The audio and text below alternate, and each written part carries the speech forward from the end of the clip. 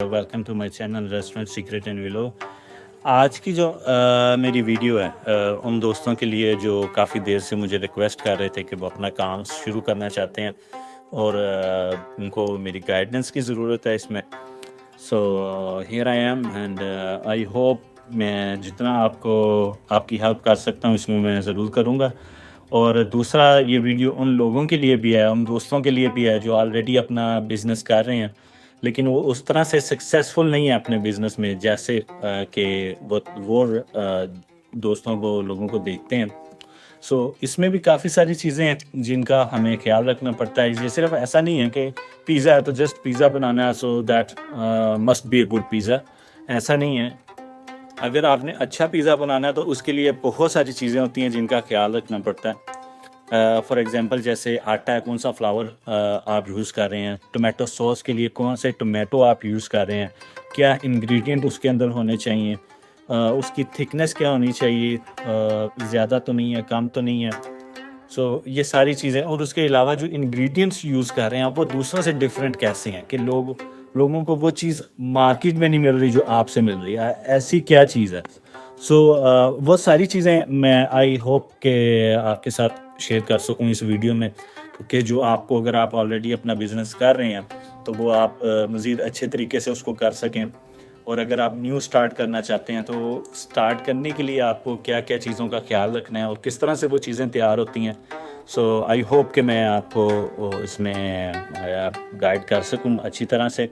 अगर इस वीडियो में किसी चीज़ की कमी रह जाए, कोई कुछ एक्सप्लेन करना मैं भूल जाऊं तो आप मुझे कमेंट्स में आप पूछ सकते हैं, मुझे पर्सनल मैसेज कर सकते हैं और पूरी कोशिश करूंगा कि मैं उसके लिए आपको गाइड करूं कि क्या चीज़ें यूज़ होती हैं। सो इसमें अभी तो हमारी जो स्पेशलिटी है वो इटालियन पिज़्ज़ा की है जो कि वुड ओवन पिज़्ज़ा है। लेकिन इसके अलावा मैं आपको जो इलेक्ट्रिक ओवन है और गैस ओवन है उसके बारे में भी बताऊंगा कि उनके लिए आप डो किस तरह से तैयार करेंगे और आपको डिफरेंट डोज़ के जो फार्मूलाज हैं और जो रेसिपीज़ हैं वो आपके साथ शेयर करूँगा। सो आई होप कि आप पसंद करेंगे और जितना मेरे से ज़्यादा हो सकेगा इस वीडियो में मैं आपके साथ वो रेसिपी शेयर करूँगा। और उसके अलावा कि पिज़्ज़ा को तैयार किस तरह किया जाता है, कि उनकी जो सीक्वेंस है चीज़ों के वो किस तरह से आती हैं। अगर आप वुड ओवन में इटालियन पिज़्ज़ा बना रहे हैं, नॉट ओनली इटालियन पिज़्ज़ा जो है वो वुड ओवन होता है, आप दूसरे ओवन में भी इटालियन पिज़्ज़ा बना सकते हैं। लेकिन इन दोनों के अंदर बहुत डिफरेंस होता है कि इंग्रेडिएंट किस तरह से आते हैं। और फॉर एग्जांपल जैसे अमेरिकन पिज़्ज़ा है, वो अमेरिकन मैं इसलिए यूज़ कर रहा हूँ कि जो थिक क्रस्ट होता है, जो मोटा पिज़्ज़ा होता है वो अमेरिकन पिज़्ज़ा कहलाता है हमारी ज़ुबान में, और जो थिन क्रस्ट पिज़्ज़ा होता है वो इटालियन पिज़्ज़ा कहलाता है। क्योंकि इटालियन पिज़्ज़ा बेसिकली वो वेरी थिन होता है, बहुत थिन होता है, उसकी डो भी नरम होती है। सो और उसके अलावा इन दोनों में जो चीज़ों का सीक्वेंस है, जिस तरह से इंग्रेडिएंट इनके ऊपर ऐड होते हैं वो डिफरेंस बहुत ज़्यादा है। कि अमेरिकन पिज़्ज़ा में पेपरोनी पहले आता है, उसके बाद चीज़ आती है, और जो इटालियन पिज़्ज़ा है उसमें चीज़ पहले आती है और इंग्रेडिएंट उसके बाद आते हैं। सो इटालियन पिज़्ज़ा में बेसिकली ज़्यादा इंग्रेडिएंट होते हैं और लेस चीज़ होती है कि आप इंग्रेडिएंट को एंजॉय करते हैं, चीज़ को एंजॉय नहीं करते। लेकिन अमेरिकन पिज़्ज़ा जो है वो एक आप कह लें कि एडवांस शक्ल दिया उन्होंने इटालियन पिज़्ज़ा को, कि जिसके अंदर चीज़ ही चीज़ आपको मिलेगी और आपको इंग्रेडिएंट का फ्लेवर नहीं आएगा, फ्रेश इंग्रेडिएंट का फ्लेवर नहीं आएगा। सो इस तरह की बहुत सारी चीज़ें हैं जो हम इस वीडियो में देखेंगे, मैं आपके साथ शेयर करूँगा। और वो तैयार किस तरह से की जाती हैं इन ओरिजिनल इटालियन वे, और बट वो आप अमेरिकन पिज़्ज़ा पे भी यूज़ कर सकते हैं। सो और फिर आप देखेंगे कि आपका जो पिज़्ज़ा है वो कहाँ से कहाँ पहुँच जाएगा, कि आपको बहुत ज़्यादा उसमें फ़र्क नज़र आएगा। जो खाएंगे लोग वो भी आपको बताएंगे कि भाई वाकई आज पिज़्ज़े में कोई ख़ास चीज़ है। सो आई होप कि आपको वीडियो अच्छी लगेगी। इसमें अगर कुछ रह जाए तो मैं अगेन आप मुझसे पूछ सकते हैं और कमेंट्स करके ज़रूर बताइएगा कि आपको ये कैसे लगी और क्या इसमें चीज़ आपसे मिस है या क्या चीज़ आपको समझ नहीं आ रही। सो जो स्टेप होते हैं इसमें वो फॉलो करना बहुत ज़रूरी है। ये नहीं है कि अगर मैं ऑयल अब स्टार्ट में डाल दूँ और बाद में डाल दूँ तो ये that make a big difference in that. So चलते हैं उन चीज़ों की तरफ आहिस्ता-आहिस्ता। मैं आपको सारी चीज़ें दिखाता हूँ कि क्या-क्या चीज़ें हैं और वो किस तरह से तैयार की जाती हैं। इसमें कुछ दोस्त मेरे से पूछ रहे थे कि वो अपना बिज़नेस जैसे स्टार्ट करना चाहते हैं, तो किस तरह से दिखना चाहिए। ये भी एक बहुत इम्पोर्टेंट है अगर आपका डाइनिंग का बिज़नेस है। सो तो उसके लिए बहुत ज़रूरी है कि जो आपकी डाइनिंग की एनवायरनमेंट है, वो बहुत खूबसूरत होनी चाहिए, लोगों को अट्रैक्ट करे। सो जो 50% आपकी लाइकिंग है वो आपकी जब डाइनिंग होती है उसी से लोग सेटिस्फाई हो जाते हैं कि उनको बैठ के उस जगह का मज़ा आता है। तो मैं आपको अपनी भी एक जो हमारी ये छोटी सी एक एनवायरनमेंट है ये दिखाता हूँ। अभी तो कोविड की वजह से थोड़ा सा डाइनिंग क्लोज है, लेकिन मैं फिर भी आपको दिखाता हूँ कि कैसे छोटे छोटे से जो स्टेप्स हैं वो हमने इसमें लिए हैं कि जो जब लोग बैठते हैं, इवन जो लाइटिंग है, लाइटिंग कैसी होनी चाहिए ये भी एक बहुत मेन इफ़ेक्ट है जो आपके फूड पे डालता है कि जब आप कहीं बैठे हैं डाइनिंग के लिए तो आप किस तरह का एनवायरनमेंट है। तो लाइट उसमें जो है वीडियो में मैं आपको दिखाऊंगा कि हमने ओवन को किस तरह से क्लीन करना है। बहुत ही सिंपल है। इसके लिए सिर्फ दो चीज़ों की ज़रूरत है। एक हमें पैन चाहिए या कोई भी बाल्टी या कोई भी ऐसी चीज़ जिसमें हमने ऐश निकाल के डालना है। तो उसके लिए मेरे पास ये बाल्टी है जिसमें मैं उसमें से ऐश निकालूंगा और डालूंगा।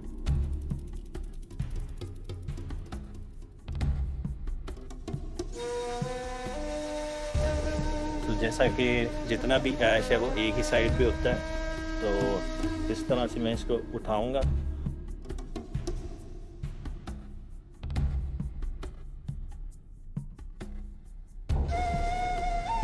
आराम आराम से सारा बाहर निकाल हुआ है।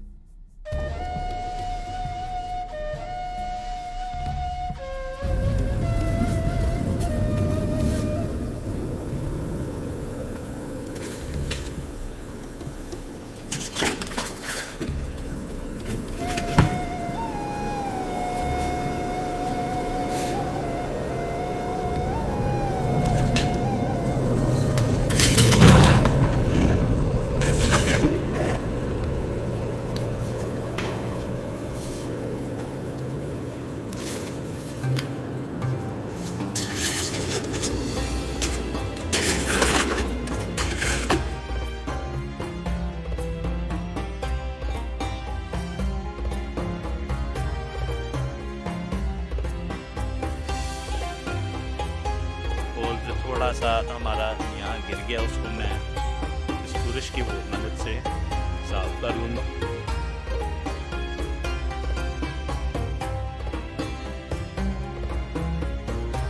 सो ओवन जो है वो हमारा क्लीन हो गया। सो ये हम हफ्ते में एक बार करते हैं क्योंकि जो वुड हम यूज़ करते हैं वो ड्राई वुड होती है, तो ये जलने के साथ साथ सूखती जाती है, इसकी राख बनती जाती है, ये ढेर नहीं बनता कोयलों का। तो अब इसके अलावा हम इसमें कोई गीला कपड़ा नहीं फेरेंगे, कुछ करके साफ़ नहीं करेंगे, इसको हम क्लीन करेंगे। जब हम इसके अंदर दोबारा आग जला लेंगे ये गर्म हो जाएगा, देन इसको यूज़ करने से पहले हम एक बार क्लीन करेंगे। वो भी मैं आपको दिखाता हूँ कि किस तरह से करेंगे।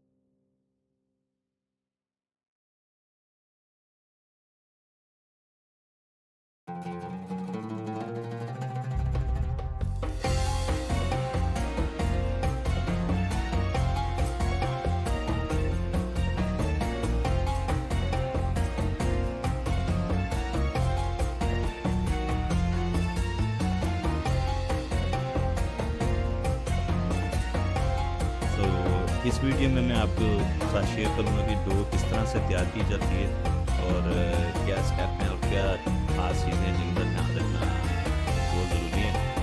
So in this video I'm going to show you the secret of the commercial dough. So there's many kind of recipes when you eat the dough. There is a lot of recipes. So but the original Italian recipe is a very simple. So I'm going to share with you the original Italian recipe that we use for the wood burning oven. You can use this recipe even in the electric oven or the gas oven. So what is special in this recipe? I will come in the Urdu as well. What is special in this recipe? When you make a pizza dough, and if you are in the business, so those who are in the business, they know like when they make a pizza dough, after 2 days or 3 days, the fermentation is too much in the dough, and that is not they can't use that dough anymore. Why is that happen? Because in that dough we use sugar. तो अभी जैसा मैं कि आपको बताने के लिए मैं उर्दू में इसको ट्रांसलेट कर रहा हूँ, क्योंकि ये वीडियो मैंने जो हमारी डो मेकिंग सीरीज़ है उससे ली है, लेकिन मैं इस पर वॉइस ओवर कर रहा हूँ कि ताकि आप समझ सकें आसानी से. तो जो चीज़ मैं एक्सप्लेन कर रहा था उसमें कि जो लोग बिज़नेस में हैं जो और वो डो बनाते हैं रोज़, तो वो अंडरस्टैंड करते हैं कि 2 दिन के बाद उनकी जो डो है वो इतनी ज़्यादा फूल जाती है, उसमें जीस्ट का जो काम है इतना ज़्यादा हो जाता है कि वो उस डो को उसके बाद यूज़ नहीं कर सकते. ऐसा क्यों होता है? क्योंकि हम जो शुगर है वो उस डो में ऐड करते हैं. शुगर का काम बेसिकली यही होता है कि वो जो डो की फर्मेंटेशन है उसको तेज़ करता है. फर्मेंटेशन से मुराद के जो जीस्ट का जो खमीर का जो अमल होता है उसको वो एक्टिव करता है. तो चीनी डाल देने से ये होता है कि हम उसको कंट्रोल नहीं करते और वो इतनी ज़्यादा फूल जाती है कि 2 दिन के बाद वो ख़त्म हो जाती है, उसकी लाइफ ख़त्म हो जाती है. अगर आप उसका पिज़्ज़ा बनाएंगे तो वो टेस्टलेस होगा और बहुत अजीब सा उसका एक जायका आएगा पिज़्ज़े में. लेकिन जो हमारी ये डो है, इटालियन डो है, ये ऑथेंटिक रेसिपी है कि जिस तरह से ओरिजिनली स्टार्टिंग में डो तैयार की जाती थी आज भी उसी तरह की जाती है. और इस डो को अगर आप 7 दिन के बाद भी यूज़ करेंगे तो ये सेम फ्लेवर आपको देगी और उसी तरह से बेहतरीन इसका टेस्ट आपको आएगा. और ख़ास चीज़ इस डो की ये है कि जितनी ज़्यादा पुरानी होती जाएगी ये उतनी ही ज़बरदस्त होती जाएगी. इसका क्रस्ट और इसका फ्लेवर उतना ज़्यादा निखरता जाएगा. लेकिन जस्ट होगा ये कि इसके साथ काम करना थोड़ा सा मुश्किल हो जाएगा, क्योंकि इस डो में पानी ज़्यादा होता है और आटा कम होता है. उसकी रीज़न ये है पानी ज़्यादा होने की और आटा कम होने की कि जो फर्मेंटेशन है बेसिकली वो किस तरह से देखी जाती है कि फूले कितना पिज़्ज़ा और कितना ना हो. अगर आप आटे में पानी की क्वांटिटी ज़्यादा कर देंगे तो वो पिज़्ज़ा आपका उतना ज़्यादा फूलेगा. तो नॉर्मली जो हम पिज़्ज़ा बनाते हैं उसके अंदर 56% जो है वो पानी होता है. 56% किस तरह से, लाइक अगर आपका 10 किलो जो आटा है उसका 56% आप ले लें या 60% ले लें फॉर एग्जांपल, तो उसका 60% है 6 लीटर. ठीक है, तो ये इस तरह से हम इनकी जो मेजरमेंट्स है वो निकालते हैं. वो जो आप डो सीरीज़ डो का देखेंगे कंप्लीट रेसिपी, उसमें आपको वो कंप्लीट नज़र मिल जाएगी. ये जस्ट आपको दिखाने के लिए कि हर चीज़ इस वीडियो में इंक्लूड हो जाए, मैं ये एक छोटी सी क्विक रेसिपी आपके लिए इसमें शेयर कर रहा हूँ. तो इसमें जो आटा है उसका भी एक बहुत मेन रोल होता है जो वो प्ले करता है कि आप कौन सा आटा यूज़ कर रहे हैं उसके अंदर. तो नॉर्मली जितने भी पजीरी हैं वो 0000 जो है वो उसको यूज़ करते हैं. 00 ऑल पर्पज़ होता है और वो बहुत ज़्यादा फाइन होता है. वो ठीक है, घर की कुकिंग के लिए आप यूज़ कर रहे हैं या आप कमर्शियल यूज़ कर रहे हैं वो ओके है. लेकिन ये एक बहुत बड़ा फैक्टर है कि पिज़्ज़े के टेस्ट के अंदर. लाइक अगर स्पेशली अगर आप वुड ओवन का काम कर रहे हैं तो आपको स्ट्रॉन्ग जो है आटा वो चाहिए। स्ट्रॉन्ग से मतलब ये है कि जो जले ना। अगर आप मेरी आगे रेसिपीज़ देखेंगे या और वीडियोस में जिसमें हमने पिज़्ज़ा की रेसिपी शेयर की हैं, वो आटा जला नहीं है कि वो 800 पे 900 डिग्री पे कुक हो रहा है और उसके बावजूद वो जला नहीं है। तो उसकी रीज़न ये है कि आटा जो है इसके लिए जो फ्लावर वो यूज़ हो रहा है वो स्पेशल है, वो आम 00 नहीं है। अगर मैं इसके अंदर 00 डाल दूंगा तो ये राइट अवे बर्न हो जाएगा पिज़्ज़ा आपका, ब्लैक पिज़्ज़ा आपका बाहर निकलेगा और वो फ्लेवर में आएगा कि ये जो है वो जल गया। तो ये छोटी छोटी सी चीज़ें जो देखना है इनका वो बहुत ज़रूरी है। तो आगे चलते हैं डो तैयार करने की तरफ कि क्या क्या हम इसमें यूज़ कर रहे हैं।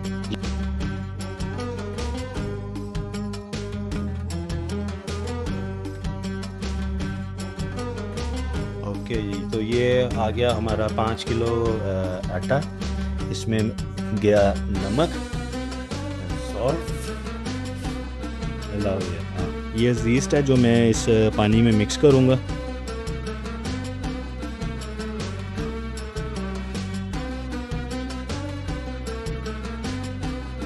और इसको आप हम आटे में डाल देंगे अपने।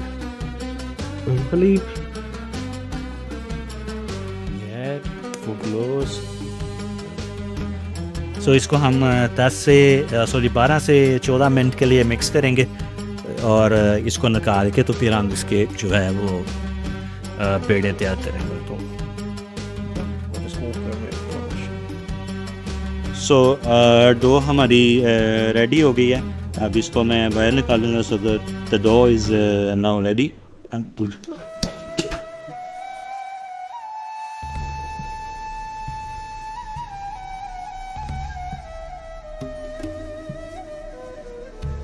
So here I can show you how strong is this. See how strong is the flour.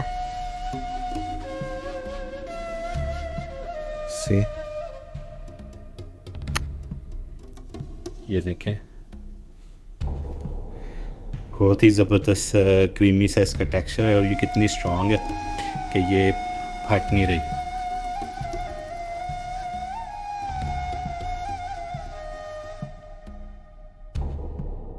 तो डो हमारी रेडी हो गई है। इसको 10 मिनट हो गए हैं रेस्ट दिए हुए।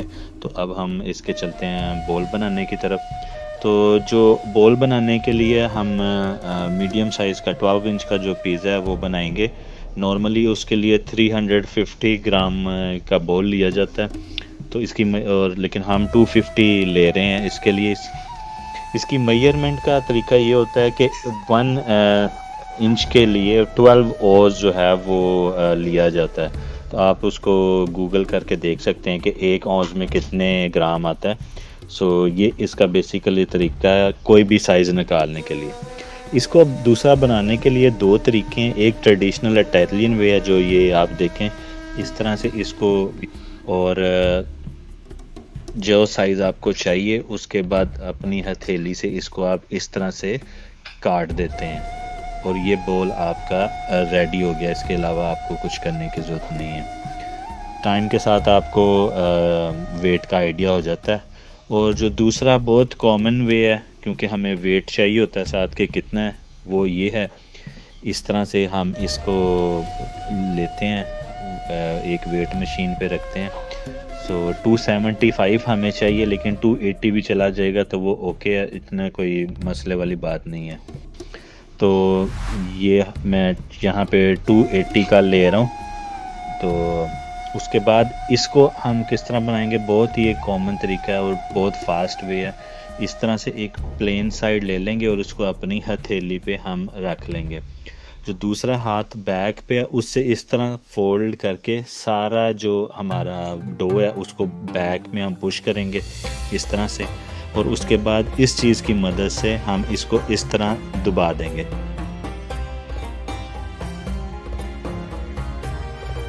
और ये आपका जो डो है वो बॉल है जो वो रेडी है। ये बहुत कॉमन वे है, बहुत फास्ट वे है, अगर आप ज़्यादा डो की तरफ जाते हैं तो आपको यही तरीका है।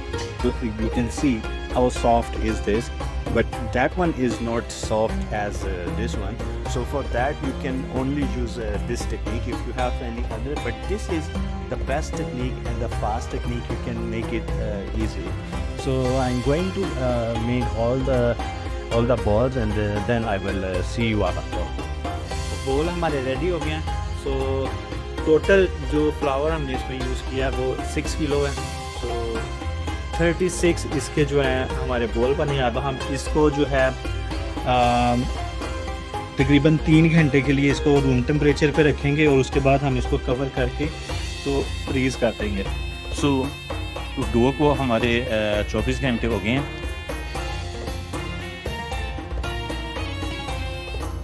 24 घंटे के बाद आप देख सकते हैं कि ये किस तरह से फूल गई है।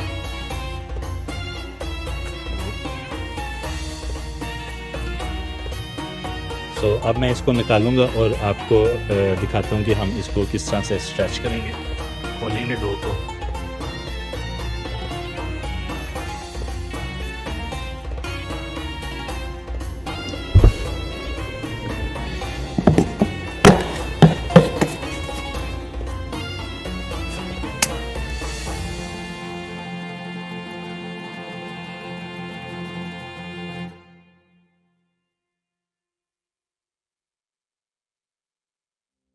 तो जो निकोटेलियन डो है उसको खोलने का तरीका ये होता है कि हमारे जो कॉर्नर है वो थिक होते हैं और जो मिडल है उसका वो थिन होता है। तो उसको खोलने के कैसे, हम सबसे पहले हम इसको मिडल में से प्रेस करेंगे इस तरह से कि एक तकरीबन 3 जो हमारा ये आप देख सकते हैं 6 इंच आप कह लें इसको, ½ इंच, सॉरी नॉट 6 इंच, कि हम इसको इस तरह से प्रेस कर रहे हैं। और देन मिडल से ये बबल है तो ये मैंने हाथ से ऐसे इसको फाड़ दिया।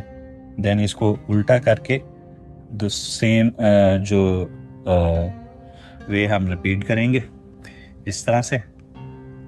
अब इसके बाद मैं इसको स्ट्रेच करूँगा। स्ट्रेच बहुत तरीक़ों से होता है। जो मोस्ट इजी वे है वो मैं आपको दिखाता हूँ कि हम इसको इस तरह से अपने हाथ पे ले लेते हैं और इससे मैंने इसको खींचा और फिर थोड़ा सा इसको जंप दे के दूसरी साइड पे, और इसी तरह इसको मैं सारा कर लूँगा। और इसके अलावा एक तरीका ये है कि मैंने इसको उठाया और मैं इसको हवा में फेंकूँगा।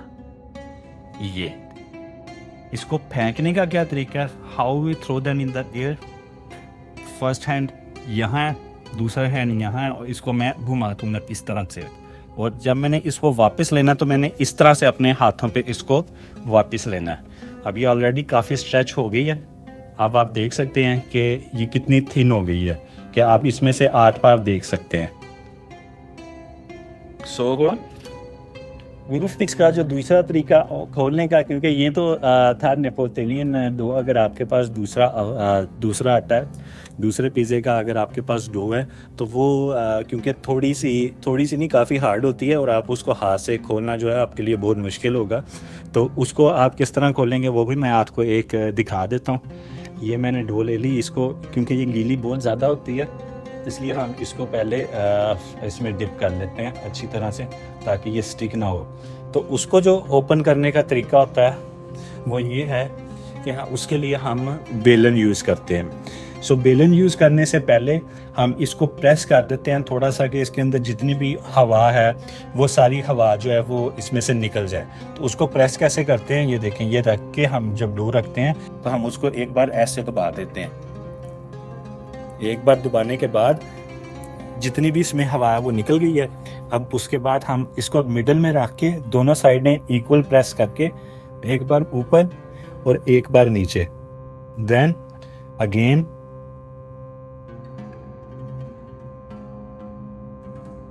नॉर्मली ये जो वे है बहुत बेसिक वे है जिससे कोई भी जो है वो पिज़्ज़ा बना सकता है।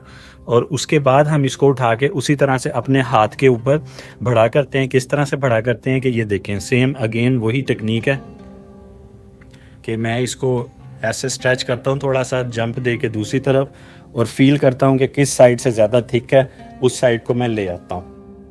या दूसरा मैं आपको क्लोजली दिखाता हूँ कि हम इसको हवा में कैसे थ्रो करते हैं, घुमाते हैं। सो ये हाथ मेरा इधर है, ये देखें, ये मेरा हाथ ऐसे है, इस तरह से, ये मेरा एंगल है हाथ का ये, और दूसरे हाथ से, इस हाथ से मैंने इसको यहाँ से पकड़ा है, if you can see here, like this and throw like this, और इसको मैं घुमा देता हूँ, यहाँ रख के इधर से पकड़ा है और ये मैंने इसको घुमा दिया। मैं जितना मुड़ा इसको करना चाहूँ मैं इसको मुड़ा कर सकता हूँ, ये डिस्टेंस जितना थिक करना मैं इसको कर सकता हूँ, ये फटेगा नहीं। इसके बहुत सारे तरीके हैं इसको करने के, आपको जोन सा भी तरीका अच्छा लगे आप कर सकते हैं, और जितना आप इसे चाहें बड़ा करना चाहें, जितना अगर कोई आपको कहता है कि थिक पिज़्ज़ा चाहिए उसको, तो आप इसको थिक कर सकते हैं। अगर फट जाता है तो इस तरह से आप इसको फोल्ड करके तो आप इसे कवर कर सकते हैं। अगर किसी को थिन क्रस्ट मोर चाहिए तो अब आप देखेंगे ये मेरी 250 ग्राम की डो थी, जिसको मैंने तकरीबन 16 इंच का पिज़्ज़ा इसका मैंने कर दिया, और 18 भी कर सकता हूँ मैं। ये ले, मैं 18 की तरफ जाता हूँ, ये देखें,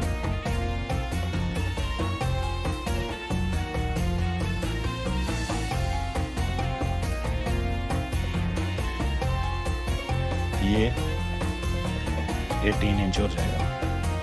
अब इसके ऊपर आपने जो भी टॉपिंग करनी है आप इसके ऊपर टॉपिंग वो कर सकते हैं।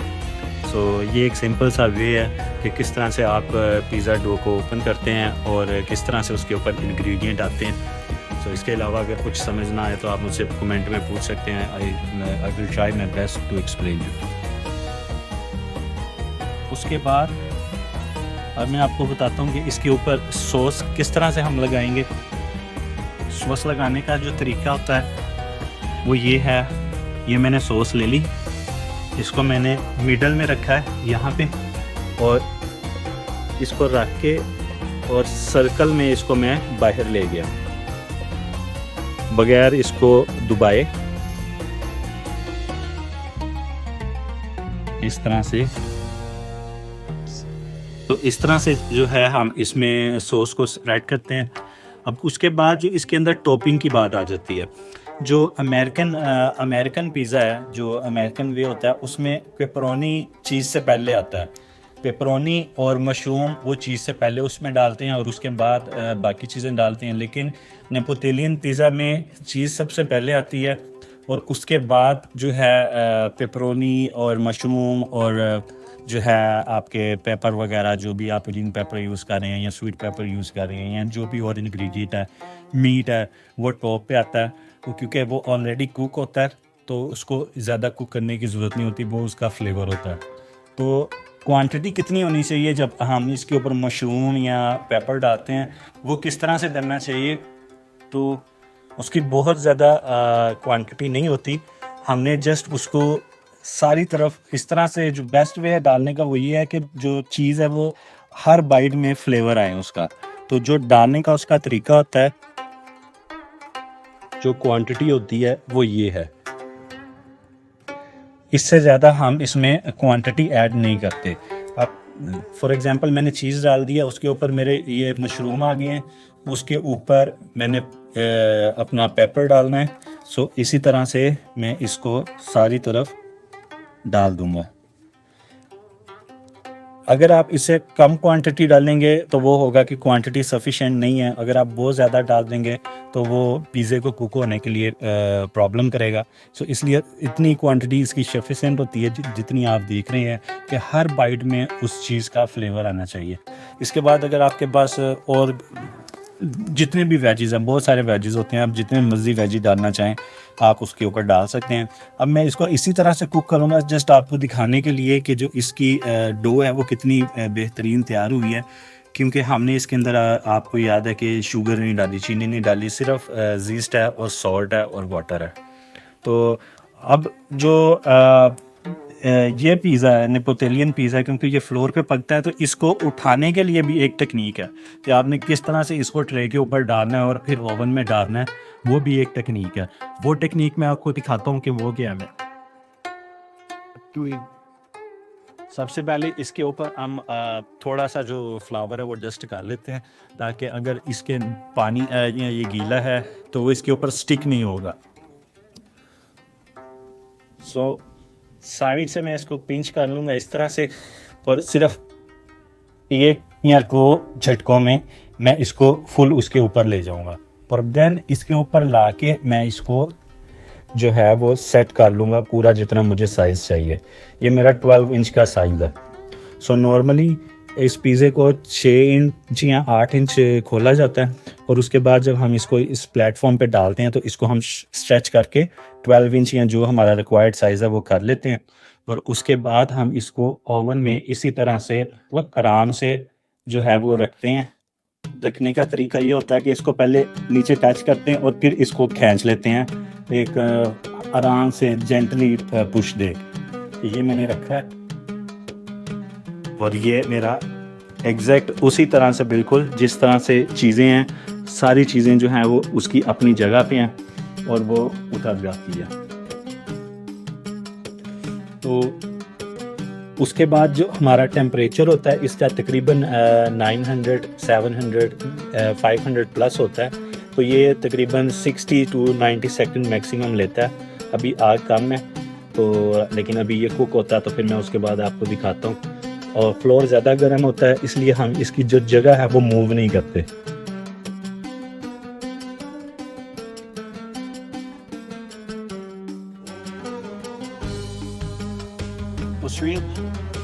अब जो एक मेन चीज़ है नेपोलियन पिज़्ज़ा बनाने में, ये हाई फ्लेम पे बनता है, लो फ्लेम पे नहीं बनता, क्योंकि इसको फ्लेम ऊपर से चाहिए होता है, तो देन ये जल्दी कुक होता है। क्योंकि इसने क्विक कुक होना होता है, फ्लोर ऑलरेडी काफ़ी गर्म होता है, तो हमने इसको ऊपर से आग देनी होती है।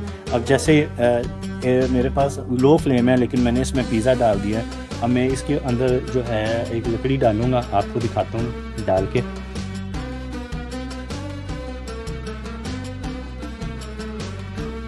इसके लिए ड्राई वुड यूज़ होती है।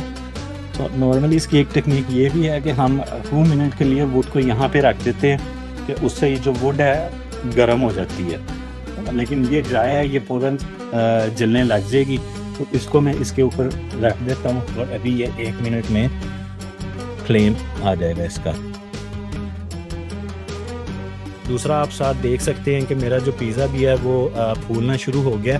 तो इसकी जगह घुमाए हिलाए बगैर मैं इसको एक साइड से उठा के इस तरह से और दूसरी साइड से इसको वापस उसी जगह पे कर दूँगा, क्योंकि अगर मैंने इसका बेस चेंज कर दी तो जो चीज़ होगी वो हीट की वजह से बिल्कुल मेल्ट हो जाएगी।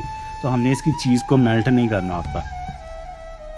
अगर आप देखें कि वो फ्लेम कितना ज़्यादा हो गया। अगर अब मैं आपको इसकी बेस दिखाऊं, अगर आप इसकी बेस देखें तो ये रेड होना शुरू हो गई। मैं इसको वापस करके आपको दिखाता हूँ इसकी बेस। ये देखें इसकी बेस, अगर आप कैमरे में देख सकें। सो बेस इसकी जो है वो एक तरह से रेडी है। सो इसको मैं सेम प्लेस पे वापस रखूँगा। ये देखें, तो 2 मिनट और करने के बाद इसको इसी जगह पे थोड़ी सी देर और करने के बाद मैं इसको उठा के तो इसके जो कॉर्नर्स हैं वो ब्राउन करूँगा और हमारा पिज़्ज़ा जो है वो रेडी हो जाएगा। In this video I show you कि हम जो चीज़ है उसको किस तरह से पिज़्ज़े के ऊपर डालते हैं, तो वो मैं आपको दिखाता हूँ। So first we open the door again.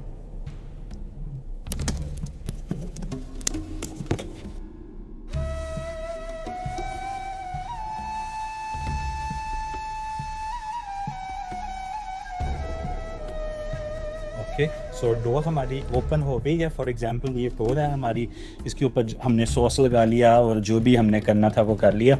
अब जो चीज़ डालने का तरीका है वो ये है कि एक हाथ में चीज़ लेते हैं और इसको एक डायरेक्शन से डालते हैं। ये नहीं है कि इसको इधर से भी डालूँ, मैं इधर से ऐसे भी डालूँ, ऐसे भी डालूँ, किसी भी तरह डालूँ, नहीं। सो सबसे पहले हम कॉर्नर्स कवर करते हैं।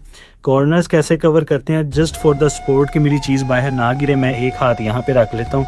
मैं उसको टच नहीं कर रहा, डो के ऊपर प्रेस नहीं करूँगा, जस्ट रख के। और ये देखो एक साइड से, if you see my this hand, just from one side I am going to fill up the corners first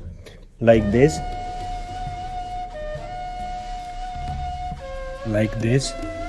Doesn't matter I have in my right hand or left hand, like this, and then on the last I put in the middle.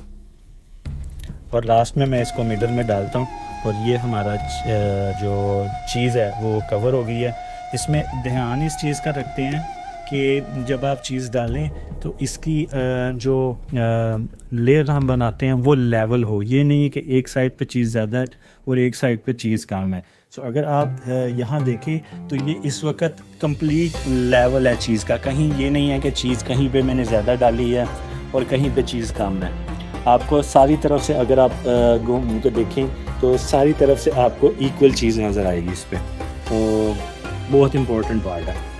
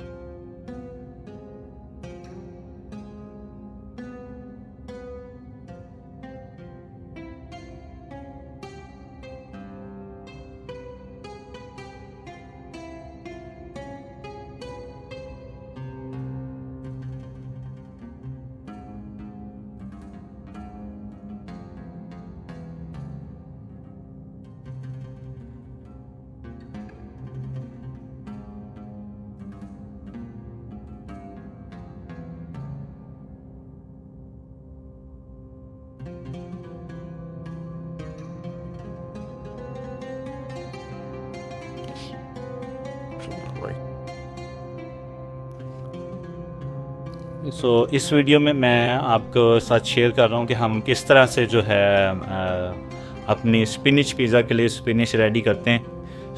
बहुत ही simple है। इसके लिए जो चीज़ें हम use कर रहे हैं, हमें बेबी स्पिनिच चाहिए होगी, दूसरी स्पिनिच यूज़ नहीं करेंगे क्योंकि बेबी स्पिनिच जो है वो नॉर्मली सलाद में यूज़ होती है।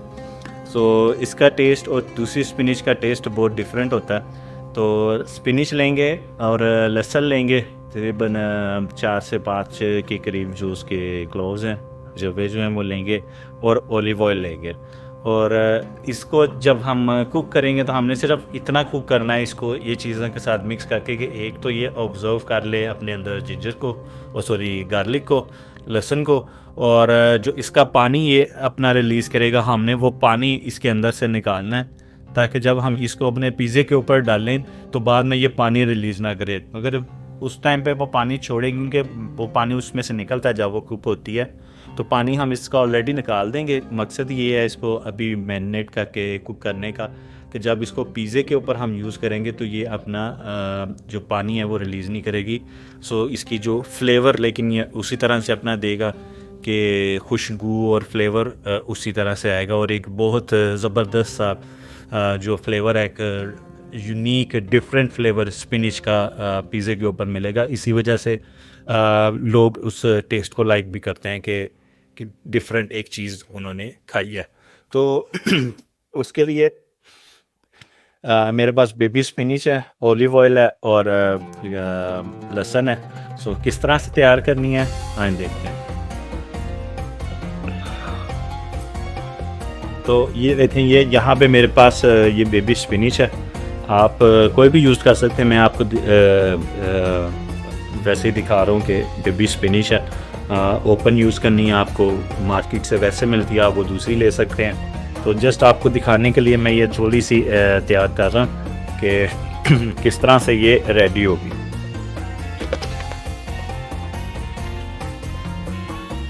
अगर आप ओपन वाली लेंगे तो उसको आपको वॉश करना पड़ेगा पहले, तो आप उसे वॉश कर लें।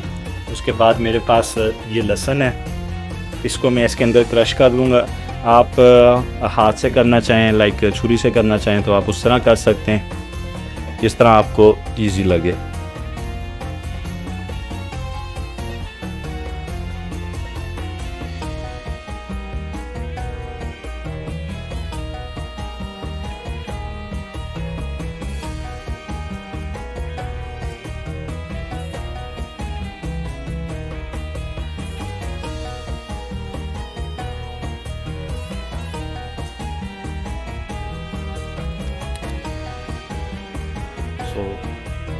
बहुत सारा लहसुन चला गया इसमें और 3 से 4 जो टेबल स्पून है वो मैं इसके अंदर ऑलिव ऑयल जो है वो ऐड कर रहा हूँ। पिज़्ज़े के अंदर ऑलिव ऑयल का एक अपना ही टेस्ट होता है, इसलिए हम दूसरा ऑयल नहीं यूज़ कर रहे, हम सिर्फ ऑलिव ऑयल यूज़ कर रहे हैं। सो अगर आप पिज़्ज़े के लिए इसको बना रहे हैं या सलाद के लिए इसे बना रहे हैं तो कोशिश करें कि ऑलिव ऑयल इसमें आप यूज़ करें। तो अब हम कुकिंग की तरफ चलते हैं, इसको स्टोव पे लेके चलते हैं।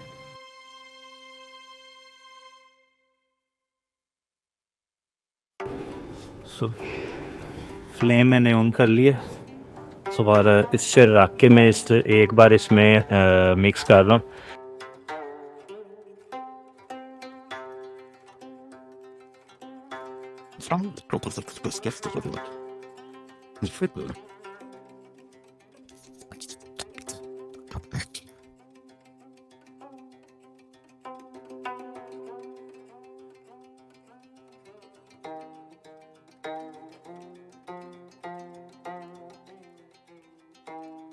इसके अलावा इसके अंदर हम कोई भी चीज़ ऐड नहीं करेंगे। तकरीबन 4 से 5 मिनट में ये रेडी हो जाएगी।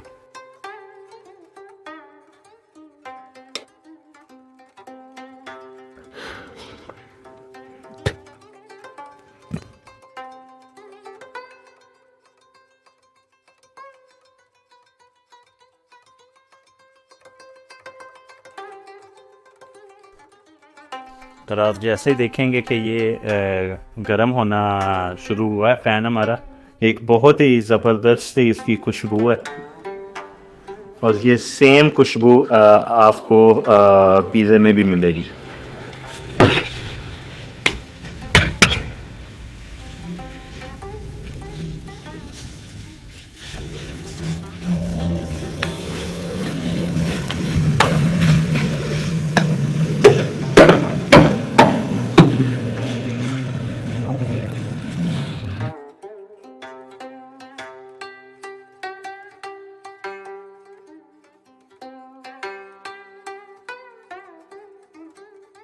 और स्पिनिश हमारी रेडी है। इसको हम सेपरेट पैन में निकाल लेंगे।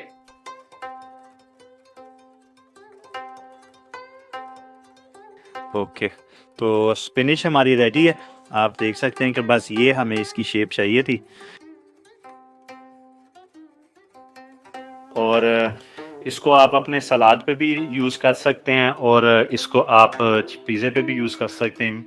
और 4 से 5 दिन तक इजीली आप इसको सेफ रख सकते हैं। ये ऐसा नहीं है कि ये ख़राब हो जाएगी 3-4 दिन। अब मैं इसको सेपरेट पैन में निकाल लेता हूँ अपने बाउल में।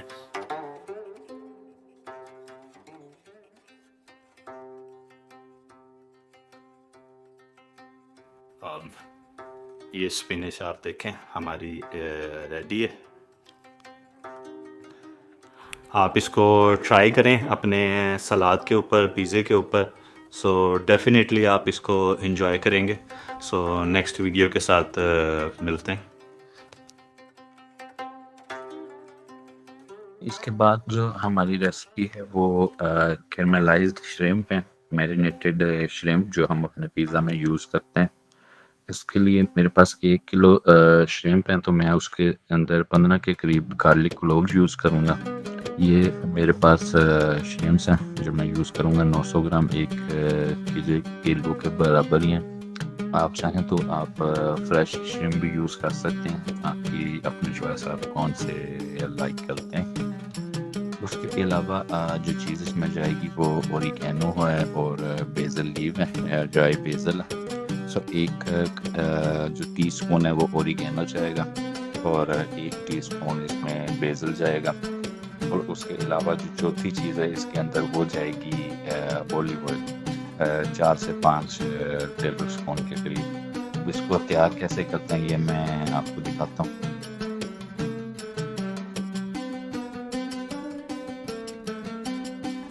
तो सबसे पहले मैं इसमें श्रिम्प ऐड करने लगा हूँ।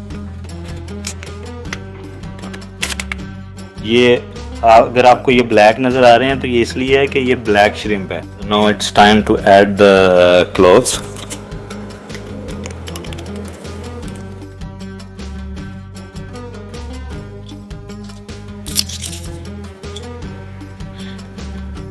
If you like, you can crush them with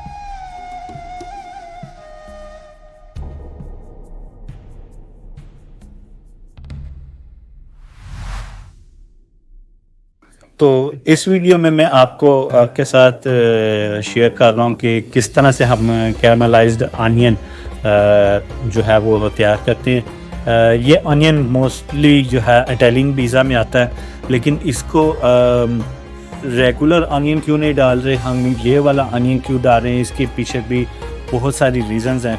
कि अगर फॉर एग्जांपल लाइक अगर हम रेगुलर अनियन जस्ट कट करते हैं और पिज़्ज़ा पे ऊपर डाल देते हैं, तो पहली बात तो ये कि जब वो कुक होता है तो वो बर्न हो जाता है, और उसका जो अनियन का एक फ्लेवर है, जो अपना उसका एक फ्लेवर होता है, वो उसमें से ख़त्म हो जाता है। तो इस तरह से जब हम इसको तैयार करके डालते हैं तो जो अनियन का एक अपना फ्लेवर है वो पिज़्ज़े के अंदर रहता है, और एक पिज़्ज़े के अंदर एक जान आ जाती है उसके साथ। सो जैसे मैंने पहले आपको बताया कि ये छोटी छोटी सी चीज़ें हैं जो बहुत बड़ा एक मेजर रोल जो है प्ले करती हैं पिज़्ज़ा के अंदर, आपके पिज़्ज़ा को अच्छा बनाने के लिए। तो इसके बनाने के लिए जो हमें चीज़ें चाहिए वो सिंपल है, कोई वो डिफ़िकल्ट नहीं है। ऑनियन चाहिए होगा, अप टू यू है कि आपको कितने ऑनियन उसके अंदर कितने ऑनियन का बनाना चाहते हैं, लेकिन क्योंकि अनियन जो है आपको पता है कि ओवरनाइट के बाद ये ख़राब हो जाता है, हम इसको हम ज़्यादा देर रख नहीं सकते। तो हम कोशिश करते हैं कि हम अपनी जो हमारी डे की रिक्वायरमेंट है कि इतना हमें एक दिन में चाहिए, हम एक दिन में इतना इसको यूज़ कर लेंगे, तो हम उसके मुताबिक इसको तैयार करते हैं। आप भी जब करें तो उस क्वांटिटी के हिसाब से इसको आप रेडी करें। तो इसके अंदर जो चीज़ें यूज़ होंगी वो ओरिगेनो यूज़ होगा, बेज़ल यूज़ होगा, ड्राई बेज़िलिक बेज़ल, और ऑलिव ऑयल यूज़ होगा। जितनी भी हमारी इस तरह की रेसिपीज़ हैं उसके अंदर हम जो है ऑलिव ऑयल यूज़ करते हैं। जैसे हमने श्रिम्प बनाए, कैरमलाइज्ड श्रिम्प किए, सो उसमें भी हमने ऑलिव ऑयल डाला। स्पिनिच हम बनाएंगे, उसके अंदर भी हम ऑलिव ऑयल डालेंगे। ऑनियन हम बना रहे हैं, उसके अंदर भी हम ऑलिव ऑयल यूज़ कर रहे हैं। तो जो पिज़्ज़ा की जितनी भी नॉर्मली रेसिपीज़ आती हैं उसमें हम ऑलिव ऑयल यूज़ करते हैं। थोड़ा सा एक्सपेंसिव होता है, ज़्यादा एक्सपेंसिव नहीं पड़ेगा। जब आप इसकी परसेंटेज निकालेंगे इक्वल टू एवरी पिज़्ज़ा, सो आपको कोई उसका इतना मेजर रोल नज़र नहीं आएगा प्राइस का उसके अंदर। लेकिन ऑलिव ऑयल यूज़ करने से ये है कि एक तो और जब चीज़ को ये काटता है, फैट को कम करता है, और लोग भी इस चीज़ को अंडरस्टैंड करते हैं, लाइक करते हैं कि ऑलिव ऑयल यूज़ हो रहा है। दूसरा, जब ये कुक होके निकलता है तो ये एक बहुत ज़बरदस्त सी जो इसका एक खुशबू आती है, ऑलिव ऑयल की फ्लेवर आता है, ये पिज़्ज़े के फ्लेवर को डबल कर देता है। तो इसलिए बहुत इम्पोर्टेंट है कि हम कोई भी चीज़ जो इस तरह की यूज़ कर रहे हैं वो हम ऑलिव ऑयल यूज़ करें। जैसे हम अपना गार्निशिंग के लिए एक ऑयल बनाते हैं, स्पाइसी ऑयल है, या मार्गरीटा पिज़्ज़ा के लिए जो हम ऑयल तैयार करते हैं, वो भी मैं वो साथ वीडियो शेयर करूँगा कि वो ऑलिव ऑयल की रेडी हो रही हैं। उससे ये होता है कि खाने वाले को भी एक एक्स्ट्रा फ्लेवर मिलता है जो कि आपको आम नहीं मिलेगा, वो आपको स्पेशल जगहों पे मिलेगा। अब मेन चीज़ ये है कि वो चीज़ें तैयार कैसे की जाएँ कि आपको ओरिजिनल उसका जो एक फ्लेवर है वो आए। तो वो इस वीडियो में मैं आपको दिखा रहा हूँ कि किस तरह से तैयार करेंगे हम उसको। सो आई होप कि आपको मज़ा आएगा। इसको आप जब ट्राई करेंगे, इसको आप सलाद में भी हम यूज़ करते हैं, सलाद की भी इसमें रेसिपीज़ हैं जो ये जिनमें ये सलाद में यूज़ होता है, क्योंकि ये कुकड होता है और फ्लेवरफुल होता है, ओरिगेनो होता है, बेज़ल होता है, इनकी अपनी एक बहुत ज़बरदस्त खुशबू होती है जो आपके फूड को और ज़्यादा जो है वो लजीज कर देती हैं, उनका मज़ा और ज़्यादा जो है वो बढ़ जाता है। तो आए मैं चलते हैं, आपकी तैयार किस तरह होगा, इसकी थिकनेस क्या होगी कि हमने कितना थिक जो है वो अनियन को काटना है कि वो बहुत ज़्यादा जो, वरना अदरवाइज़ अगर आप इसको ज़्यादा थिन कर देंगे तो वो अपनी एक झाग छोड़ देता है या एक लेयर्स अपनी जो है अनियन छोड़ देता है, तो हमने उसको भी अवॉइड करना है। सो इसकी जो थिकनेस है वो एक मेन रोल प्ले करेगी इस सारी कुकिंग के अंदर। तो यहाँ पे ये मेरे पास एक ऑनियन है, ये साइज़ में बड़ा है, लेकिन अगर आपके पास आप स्मॉल ऑनियन लेते हैं तो ये तकरीबन 3 ऑनियन के बराबर होगा जो नॉर्मल साइज़ के ऑनियन होते हैं। तो इसको मैं मिडल में से हाफ़ करूँगा इस तरह से, और ये इसकी थिकनेस होगी। फिर मैं आपको कोस करके दिखाता हूँ कि ये जो इसकी एक अनियन है उसकी थिकनेस आएगी ये। सो इस थिकनेस का हम इसको काटेंगे सारे को।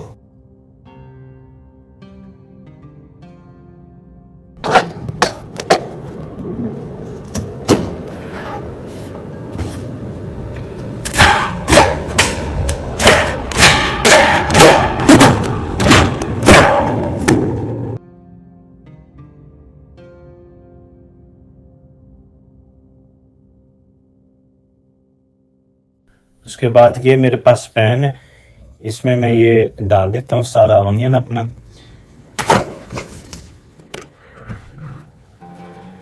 तो इसको मैं अपने हाथ से खोल लूँगा।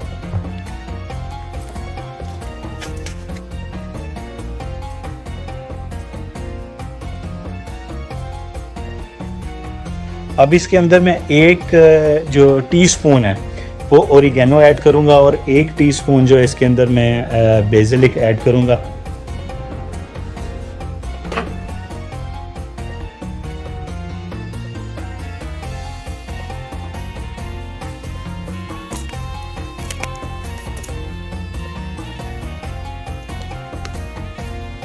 ये आ गया मेरा 1 टीस्पून बेसिलिक ड्राई बेसिल।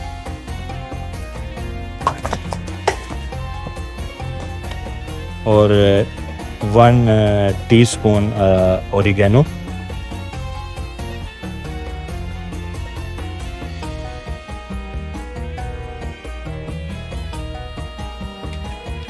और ये मेरे पास ओलिव ऑयल है, तो आपको दिखाने के लिए मैं स्पून यूज़ कर रहा हूँ। तकरीबन 4 से 5 स्पून। लाइक अगर आपके पास 3 मीडियम साइज़ के अनियन है तो 4 से 5 जो टेबल स्पून है वो मैं इसके अंदर ओलिव ऑयल ऐड करूँगा।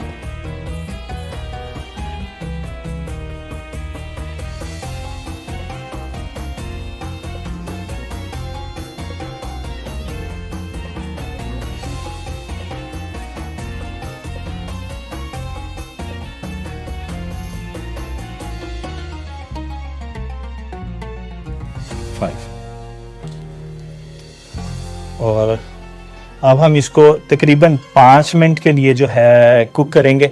इतना कुक करेंगे कि जो इसकी जो शेप है वो डिज़ोल्व हो जाए और ये अबाउट टू हाफ कुक में चला जाए। इसको हम ब्राउन नहीं करेंगे, जैसे हम जो अपनी खाना बनाते हैं, करी बनाते हैं या बिरयानी बनाते हैं, उसके लिए हम इसको ब्राउन कर देते हैं ऑनियन को। वो नहीं करेंगे। कितना ब्राउन करेंगे ये मैं आपको दिखाता हूँ। तो फ्लेम मैं इसके नीचे फुल फ्लेम ऑन कर रहा हूँ ताकि ये जल्दी से जो है हमारा रेडी हो जाए। और इसको डाल के मैं इसको एक बार सारे को जो है वो मिक्स कर लूँगा।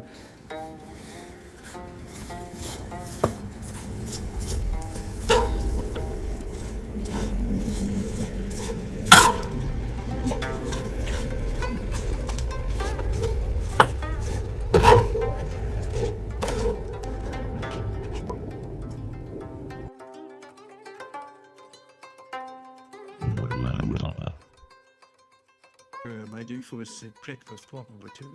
Just yeah, they must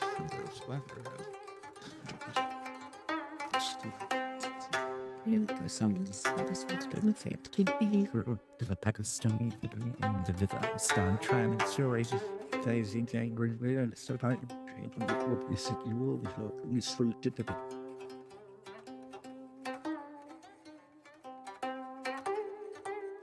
इसमें मैंने कंटिन्यूसली जो है वो हिलाता जा रहा हूँ क्योंकि मैंने इनको ब्राउन नहीं करना। मैंने जस्ट इनकी जो एक कड़ाहट होती है अनियन की, इनको नरम करना बस।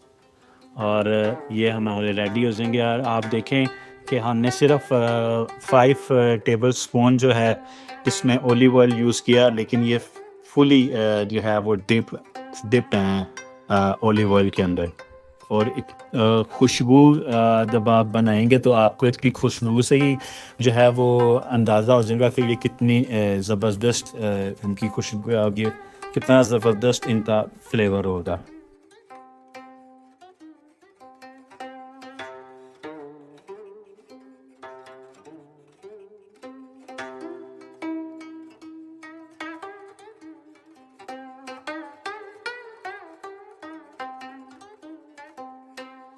सो तकरीबन 3 मीडियम साइज़ के अनियन के लिए मैंने 1 टीस्पून जो है वो ओरिगेनो लिया है, और 1 ही टीस्पून जो है वो मैंने बेसिल लिया, ड्राई बेसिलिक लिए हैं।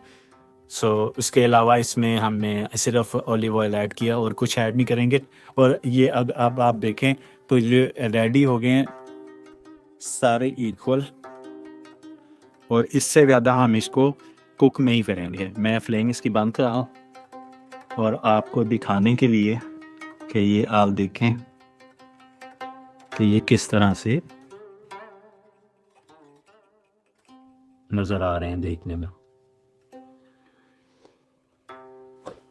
सो ये एक बहुत ही ज़बरदस्त फ्लेवर ऐड करते हैं पिज़्ज़े के अंदर। सो आप जब ट्राई करेंगे तो आपको खुद इसका अंदाज़ा हो जाएगा। तो मिलते हैं अगली वीडियो के साथ।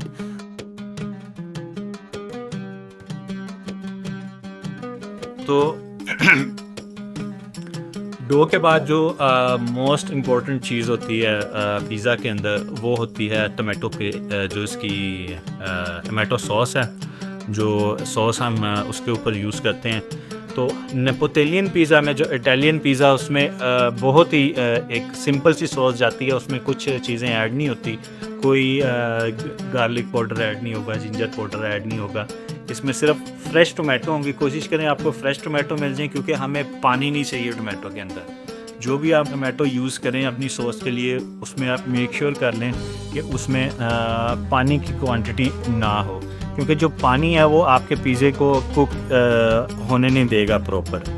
तो जो फ्रेश टोमेटो होगा उसका एक अपना ही टेस्ट है। और उसके अलावा जो चीज़ हम इसके अंदर यूज़ करेंगे वो हम यूज़ करेंगे बेसिल लीफ, बेसिलिक जिसको हम बोलते हैं, बेसिल, ड्राई बेसिल या फ्रेश बेसिल, आप उन दोनों में से कोई भी यूज़ कर सकते हैं।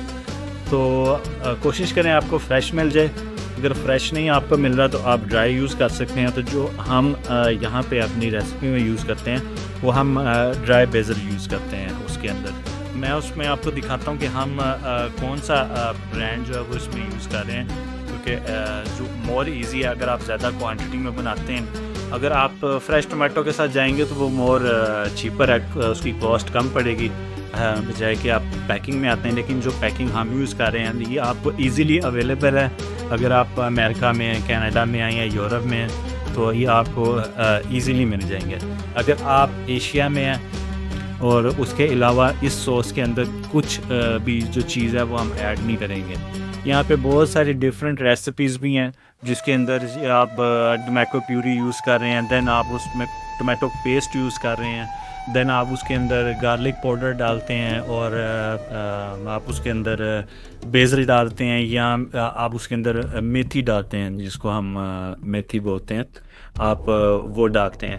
तो ऐसा कुछ नहीं है। आप वो, अगर आपको लगता है कि आप वो यूज़ करना चाहते हैं या आप वो यूज़ कर रहे हैं, तो मैं आपको एडवाइस करूँगा कि आप उसको स्विच करें और आप इसके ऊपर आएँ। क्योंकि अगर आप जो पिज़्ज़ा सॉस है उसको लोग सॉस ज़्यादा पसंद करते हैं। अगर आप यूरोप साइड पे हैं या अमेरिका साइड पे हैं तो सॉस एक मेन जो फ्लेवर है बेसिकली वो सॉस देती है पिज़्ज़े के अंदर। तो यहाँ पे जो मैं सॉस यूज़ कर रहा हूँ मैं आपको दिखाता हूँ कि ये कौन सी सॉस है। सो आप ये देखें, ये वोलरोसो का ब्रांड है। इजीली आपको अवेलेबल है ये मार्केट में, कोई वो नहीं है कि मिलना मुश्किल है। ये बेसिकली फ्रेश टोमेटो हैं जो पैक हुए हुए हैं। आप मैं इंग्लिश साइड आगे करता हूँ तो आप ये देख सकते हैं।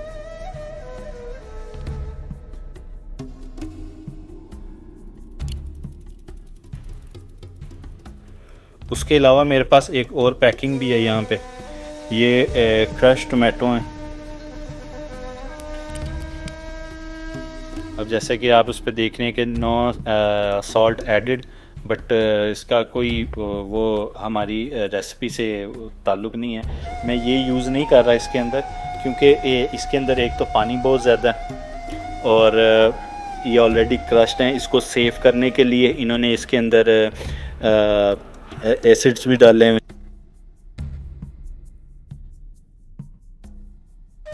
इस वीडियो में इस पार्ट में मैं आपको दिखाऊंगा कि हम किस तरह से जो अपनी वेजीज़ हैं काटते हैं पिज़्ज़ा के लिए। तो उसमें मशरूम की और जो हमारा बेल पेपर है वो मैं आपको कटिंग दिखाऊंगा। हम ग्रीन पेपर यूज़ नहीं करते, क्योंकि जो ग्रीन पेपर होता है नॉर्मली उससे हार्ट बर्न जो है, जो सीना जलता है खाने के बाद। लेकिन जो स्वीट पेपर होता है, बेल पेपर भी बोलते हैं, स्वीट पेपर बोलते हैं, सो इसको हम नॉर्मली सलाद में यूज़ करते हैं। सो वो मैं यहाँ पे यूज़ कर रहा हूँ। तो आज मैं आपको दिखाता हूँ कि इसकी कटिंग किस तरह से करते हैं और ये कितना थिक होता है। तो ये मेरे पास मशरूम है। सो इसका बैलेंस मैंने रख लिया कि ये बैलेंस है। अगर फॉर एग्जांपल ये गोल वाला, इसका कोई बैलेंस नहीं बनता, तो उसके लिए मैं क्या करूँगा कि मैं साइड से इसको थोड़ा सा काट लूँगा, जितनी थिकनेस मुझे चाहिए उस हिसाब से। देन मैं इसको ऐसे रख के देन ये मेरे पास आ गया कि ये देखें अब हिल नहीं रहा। तो ये और ये इसकी थिकनेस है जो हमें चाहिए मैक्सिमम। इससे कम आप कर सकते हैं, लेकिन इससे ज़्यादा आप ना करें। सो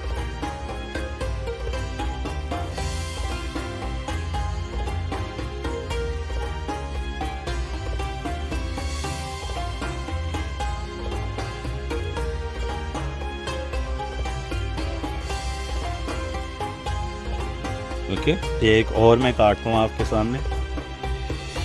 एक और मैं काटता हूँ आपके सामने।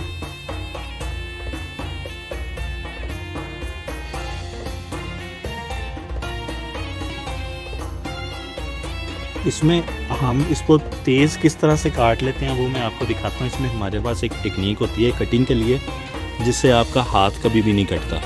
तो वो टेक्निक ही होती है कि जब आपने नाइफ़ को, छुरी को पकड़ना है हाथ में, तो ये जो आपका हाथ है इसका एंगल बहुत ज़रूरी होता है।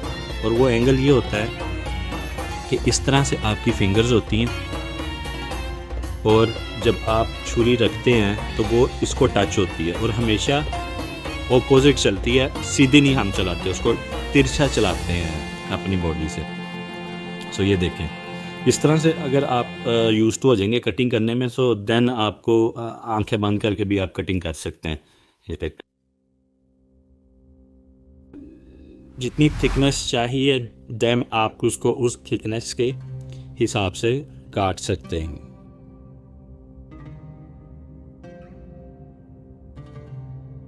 अब मैं आपको दिखाता हूँ कि जो हम अपना बेल पेपर है वो कैसे काटेंगे। ये एक मैंने लिया आपको दिखाने के लिए।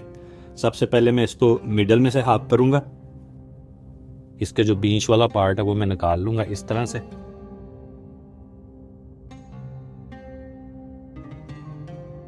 ये वॉश कर ली है मैंने काटने से पहले और सेम तरीका उसी तरह से मैं इसको काट लूँगा। इसको हम ज़्यादा कोशिश करेंगे जितना थिन काट सकें, जितना पतला काट सकें काटेंगे, क्योंकि ये अगर मोटी होगी तो इसमें से पानी निकलता है, जिसलिए मोस्टली जो पिज़्ज़ा वाले हैं वो ये यूज़ नहीं करते, और ये वैसे भी एक्सपेंसिव होती है इसलिए भी वो यूज़ नहीं करते। सो इसको हम कोशिश करेंगे जितना थिन हो हम इसको काटें।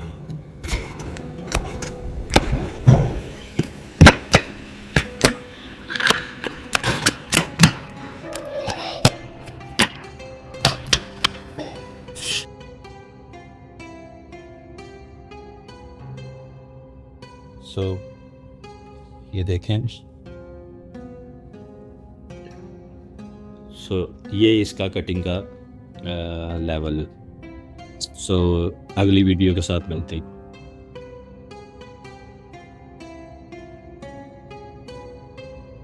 सो जो नेक्स्ट चीज़ इस वीडियो में मैं आपको दिखाऊंगा वो मेन्यू है, कि किस तरह से आपका मेन्यू होना चाहिए अगर आप बिज़नेस में हैं या आप अपना बिज़नेस कर रहे हैं। तो ये आप लोगों के लिए बहुत हेल्पफुल चीज़ें होंगी। ये वो चीज़ें हैं जो आपको कोई भी गाइड नहीं करेगा, आपको एक्सपीरियंस से आएंगी। तो लेकिन मैं एक छोटी सी कोशिश कर रहा हूँ कि आप इस चीज़ को अंडरस्टैंड करें और आप सक्सेसफुल हों, आपको ऐसा एक्सपीरियंस ना हो कि आप कहेंगे मुझे इस चीज़ों का पता नहीं था, इन चीज़ों का पता नहीं था। तो मेन्यू की तरफ चलते हैं, किस तरह से लगना चाहिए वो, तो वो मैं आपको दिखाता हूँ।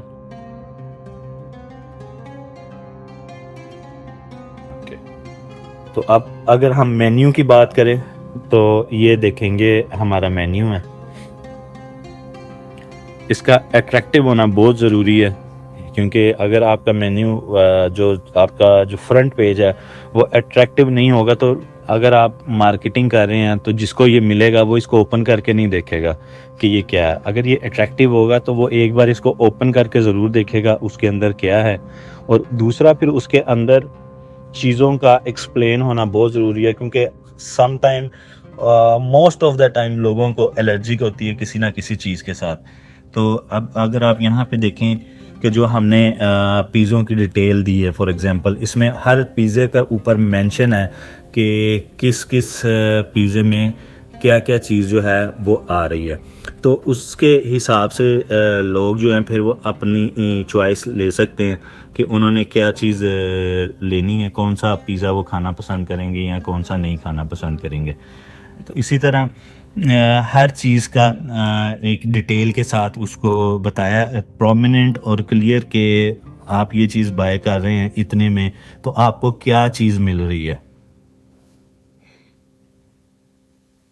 सो ये भी एक बहुत इम्पोर्टेंट है। कलर कॉम्बिनेशन इसका बहुत इम्पोर्टेंट है साथ, कि कलर कॉम्बिनेशन कैसा, ये नहीं है कि आप इसमें कोई भी जो है कलर डाल दें कि मुझे देखने में ये अच्छा लग रहा है तो इस तरह से वो चीज़ मैं डाल दूं। नहीं, कोशिश करें कि जितना सिंपल और जितना खूबसूरत वो हो सके, और डिफरेंट कलर से अवॉइड करें। और अब जैसे एक नई चीज़ है, जैसे फॉर एग्जांपल मैं आपको यहाँ पे बता रहा हूँ कि जैसे पराठा रोल है, तो पराठा रोल मोस्टली यहाँ पे लोगों को नहीं पता कि पराठा क्या चीज़ है। तो उसके लिए हमने यहाँ पे उसकी डिटेल दी हुई है कि पराठा क्या चीज़ है। ये फ्रेंच में है, तो लेकिन यहाँ पे हमने बताया हुआ है कि बेसिकली पराठा क्या चीज़ होती है, कि एक डिफरेंट चीज़ है। देन लाइक प्रोटीन्स है, तो प्रोटीन में क्या क्या चीज़ आप ले सकते हैं, कौन सी प्रोटीन में क्या चीज़ आ रही है। सो उसके बाद ये फ्राई चिकन है, देन ये चिकन विंग्स हैं, और ये साइड्स है कि आप क्या क्या चीज़ साइड ऑर्डर में आप चीज़ें ऑर्डर कर सकते हैं। उसके बाद अगर आप आते हैं कॉम्बोज में, तो आप ये देखें कि यहाँ पे पिक्चर्स के साथ उनको हमने मेंशन किया है, पिक्चर्स दे के कि भी इस कॉम्बो में ये जैसे एक पिज़्ज़ा है, विंग्स हैं और ड्रिंक हैं, 2 ड्रिंक हैं। फिर TF1 में पिज़्ज़ा है, प्रोटीन है और 2 ड्रिंक हैं। इसी तरह से हर चीज़ इसमें हमने, अगर आपका मेन्यू छोटा है तो आप अपना कंप्लीट मेन्यू इस तरह से बना सकते हैं। ये एक बहुत इजी होता है लोगों को पढ़ना। समटाइम आपने अगर बहुत ज़्यादा डिटेल दी हुई है तो लोग उसको पढ़ने की तरफ नहीं जाते कि क्या पढ़ेंगे वो इतना ज़्यादा। तो अगर इस तरह से पिक्चर्स में आपने उनको दिया हो कि ये पिक्चर है, इसमें ये चीज़ अवेलेबल है, ये चीज़ अवेलेबल है, तो उनके लिए बहुत इजी होता है वो चीज़ ऑर्डर करना। जस्ट उन्होंने आपको इसका कोड बता देना, फॉर एग्जांपल TF1 चाहिए, TF2 चाहिए, SP1 है, SP2 है। सो ये एक तरीका है आपका मेन्यू जो है वो डिज़ाइन करने का, कि सिंपल भी रहता है और डिटेल भी एक्सप्लेन हो रही है। इसमें आपको बताने की ज़रूरत नहीं है उन्हें, जस्ट वो देख के भी डिसाइड कर सकता हो कि एक मेरे पास पिज़्ज़ा है, एक मेरे पास प्रोटीन है और 2 ड्रिंक्स हैं। तो इस तरह से आपका जो मेन्यू है वो होना चाहिए। आप और इसको मज़ीद अच्छा कर सकते हैं तो आप इसको और बेहतर भी करें, लेकिन एक आइडिया के लिए मैंने ये आपको दिखाया है कि किस तरह से आपका मेन्यू होता है।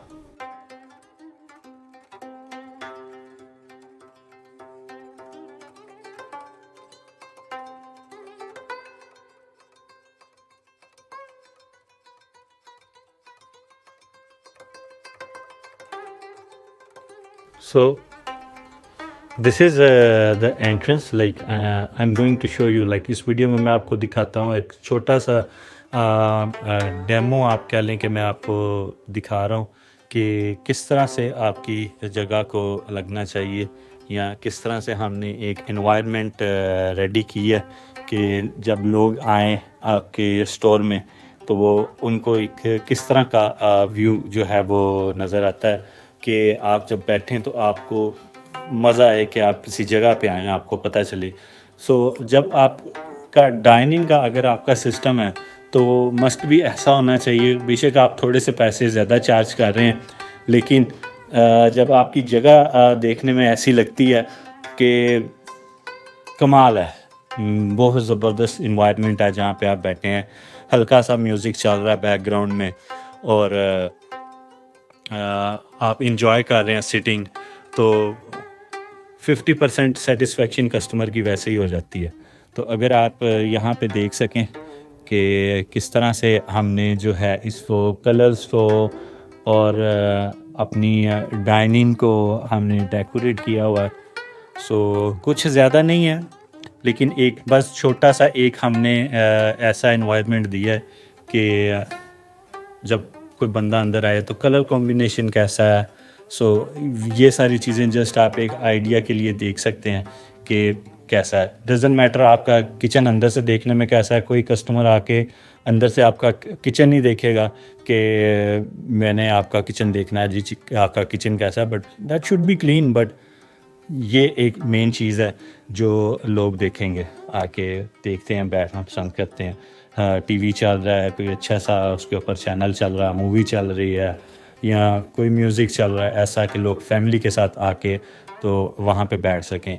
और उसके अलावा आप लाइट भी देख सकते हैं। मैं आपको इसका अभी नाइट व्यू भी दिखाता हूँ कि जब नाइट में ये लाइट्स कैसी हो जाती हैं। उसके अलावा मैं आपको लाइट की पैकिंग भी दिखाता हूँ अभी कि लाइट का कलर कौन सा जो है हम यूज़ कर रहे हैं। और उसके अलावा जो लाइट आप लाइक अगर आप लाइट को प्लेस कर रहे हैं टेबल के ऊपर तो उसकी हाइट उस टेबल से कितनी होनी चाहिए, मैक्सिमम 6 फीट उसकी जो है टेबल से हाइट होनी चाहिए। तो देन जो वो डिम कलर है उसको वो लोग इंजॉय करते हैं।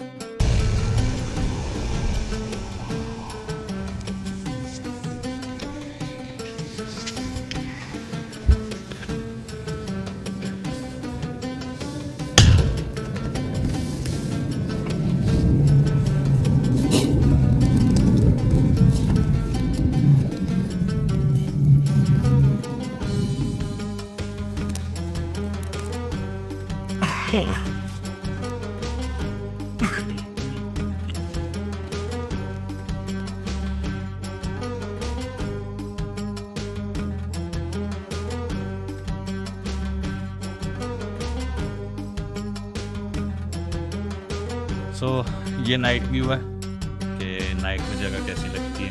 सो आई होप कि आपको डिफरेंस नज़र आया होगा। अभी तो डाइनिंग बंद है, इस वजह से इतना ज़्यादा परफेक्ट नहीं है, but it's a big thing.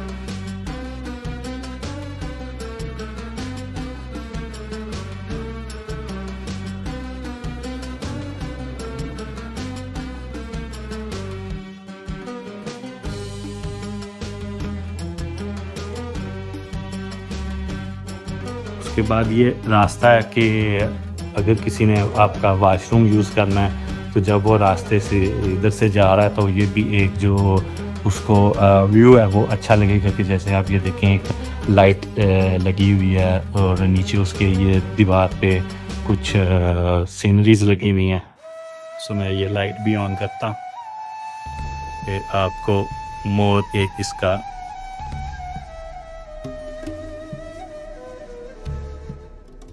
और देन वो वॉशरूम है। सो जो वॉशरूम है ये भी एक बहुत इम्पॉर्टेंट चीज़ होती है, इसकी डेकोरेशन भी कि ये अच्छा लगना चाहिए, क्लीन हो और जब कोई आए तो उसको पता चले कि यार वाकई मैं किसी जगह पे आया हूँ।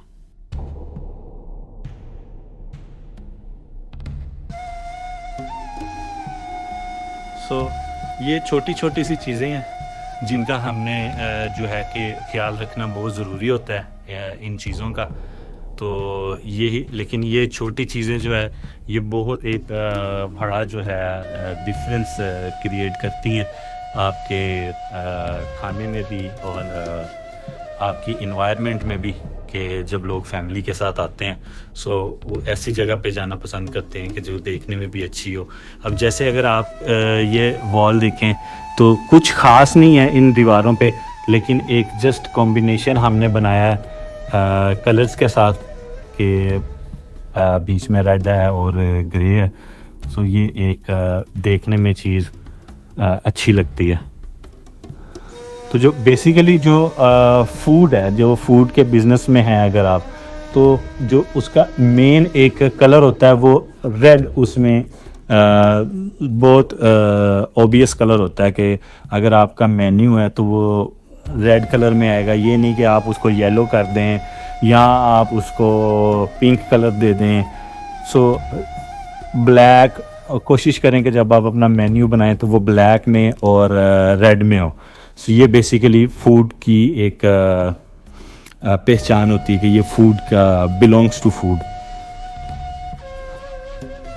सो ये एक छोटा सा डेमो है कि किस तरह से आपकी जो इन्वायरमेंट है डाइनिंग की होनी चाहिए। तो अगर इसके अलावा अभी इसमें आपको कोई और क्वेश्चन हो तो आप मुझसे पूछ सकते हैं। मैं कोशिश करूँगा कि जितनी आपकी हेल्प मैं इसमें कर सकूँ करूँ।